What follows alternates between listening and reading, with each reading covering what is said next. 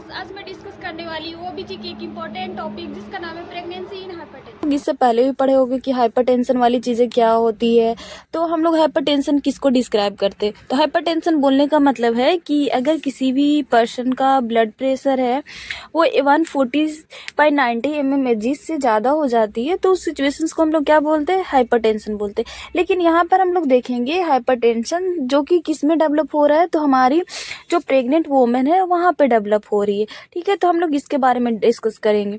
Mostly यहाँ पे देखो कि अगर हम लोग इसको क्लासीफाई करें कि हाइपरटेंशन इन प्रेगनेंसी कितने टाइप्स के होते हैं, तो हम लोग यहाँ पे 4 टाइप्स का लेते हैं। पहला क्या बोल सकते हो, जेस्टेशनल हाइपरटेंशन। दूसरा क्या बोलोगे तो प्री इक्लेम्सिया वाली कंडीशंस बोल सकते हो। तीसरा क्रॉनिक हाइपरटेंशन वाले कंडीशन। इसके साथ ही और क्या चीज़ें हम लोग देखते हैं, तो pre eclampsia super imposed on chronic pre existing hypertension. ये हम लोग 4 टाइप्स को पढ़ते हैं। लेकिन जो हमारा सबसे इम्पोर्टेंट मोस्टली हम लोग देखते हैं, तो 3 टाइप्स को हम लोग मोस्टली डिस्कस करते हैं। जैसे कि हम लोग क्या क्या, तो पहला देख सकते हो जेस्टेशनल हाइपरटेंशन। ठीक है, जिसको हम लोग बोल सकते हैं कि जेस्टेशनल वर्ड से समझ के में आ रहा है कि जेस्टेशन का मतलब होता है प्रेगनेंसी। ठीक है, तो यहाँ पे ये बोल रहा है कि प्रेगनेंसी की कंडीशंस की वजह से क्या है, वहाँ पे हाइपरटेंशन डेवलप हो रही है, तो जेस्टेशनल हाइपरटेंशन। इसके साथ ही हम लोग और क्या देखते हैं, तो प्री इक्लेम्सिया वाली कंडीशन, इक्लेम्सिया वाली कंडीशन। तो मोस्टली हम लोग यहाँ पर डिस्कस करेंगे प्री इक्लेम्सिया और इक्लेम्सिया के बारे में कि प्री इक्लेम्सिया क्या होती है और इक्लेम्सिया क्या होती है। तो प्री इक्लेम्सिया एक ऐसी कंडीशंस है जिसमें कि अगर कोई फीमेल है वो प्रेग्नेंट है और उस टाइम पे उनमें हाइपरटेंशन देखने को मिलती है, यानी कि उनका ब्लड प्रेशर 140/90 mmHg से ज़्यादा देखने को मिलती है। इसके साथ ही प्रोटीन यूरिया देखने को मिलता है।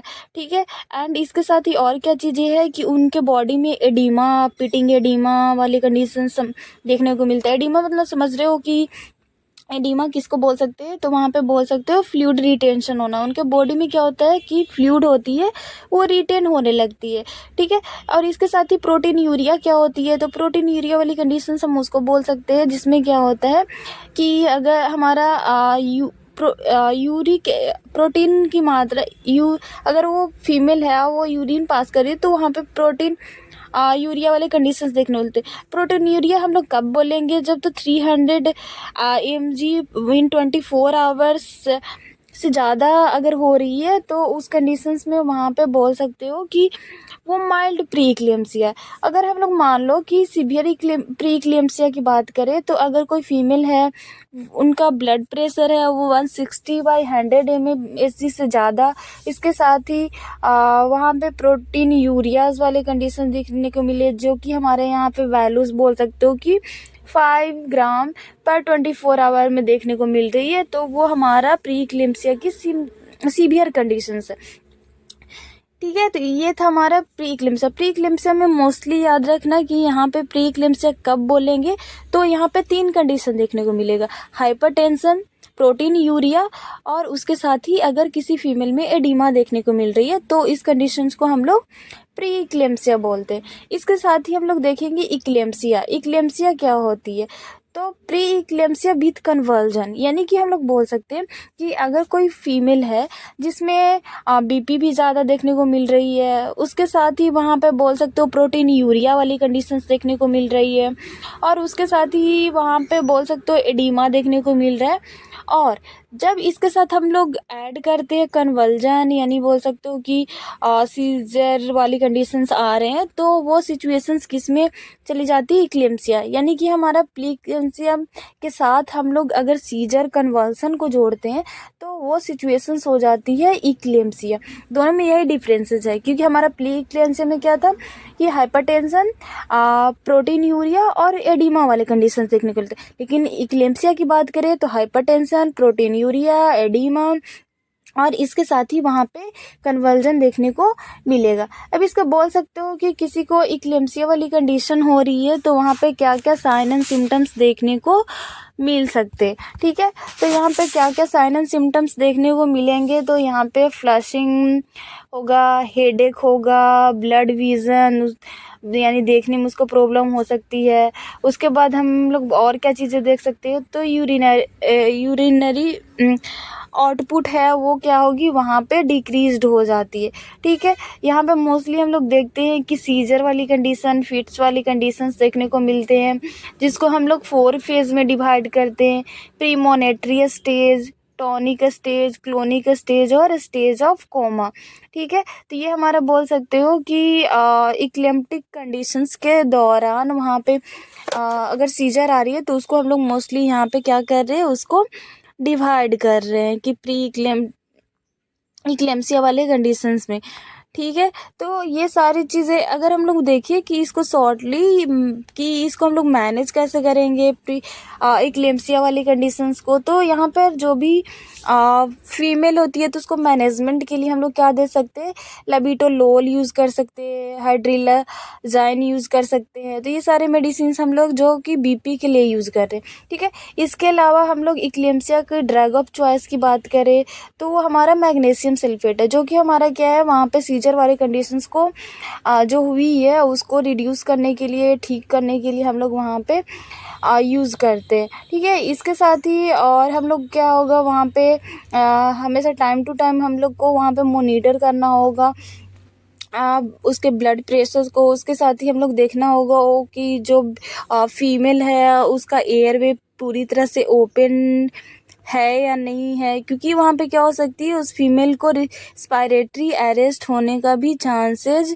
देखने को मिल सकती है। ठीक है, तो ये सारे कंडीशंस वहाँ पे देखने को मिल सकती है।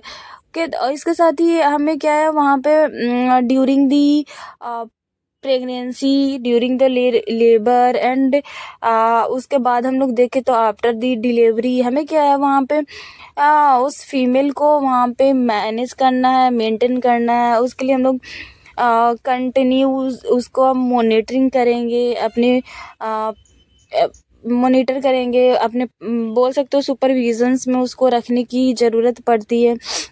ठीक है, उसके साथ ही हम लोग बोल सकते हो कि उस कंडीशंस की वजह से क्या होती है कभी कभी सिचुएशंस में कि बच्चों में भी बहुत सारे रिस्पायरेटरी अरेस्ट वाले कंडीशंस देखने को मिल सकते हैं।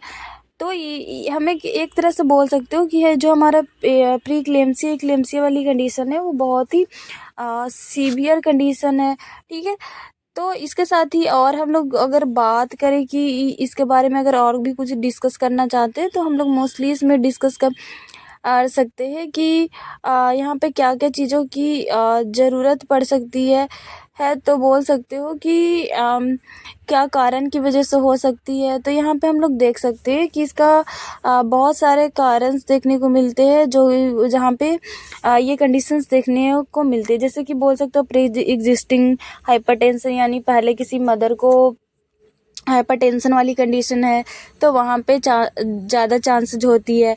अगर मान लो कि ओबेसिटी वाली कंडीशन है तो उस सिचुएशंस में भी वहाँ पे देखने को मिल सकती है।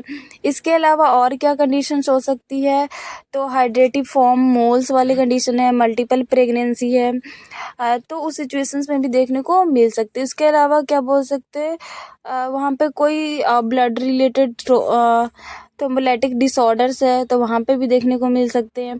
तो ये सारे कंडीशंस में मोस्टली हमारा बोल सकते हैं, या फिर कोई मदर है वो मल्टी ग्रेविडा मदर है, यानी कि मोर देन 2 to 3 टाइम्स वो प्रेग्नेंट हो चुकी है, उससे ज़्यादा हो गई तो उस सकते हो ओलिगोयूरिया कॉम्प्लिकेशंस, ये सारी चीज़ें हैं कि उस फीमेल में अगर ये प्री इक्लेम्सिया वाली कंडीशन हुई है तो क्या कॉम्प्लिकेशन देखने को मिलते हैं। तो कॉम्प्लिकेशंस की बात करो तो पीपीएच वाले कंडीशंस देखने को मिलते हैं ड्यूरिंग द लेबर की बात करें तो उसके साथ ही हम लोग बोल सकते हो कि शॉक वाली कंडीशन, उसके साथ ही रिस्पायरेटरी अरेस्ट वाली कंडीशंस देखने को मिलती है, सेरिब्रल हैमरेज होने का चांसेज होता है, प्रीटर्म लेबर वाली कंडीशन होने की चांसेज होती है।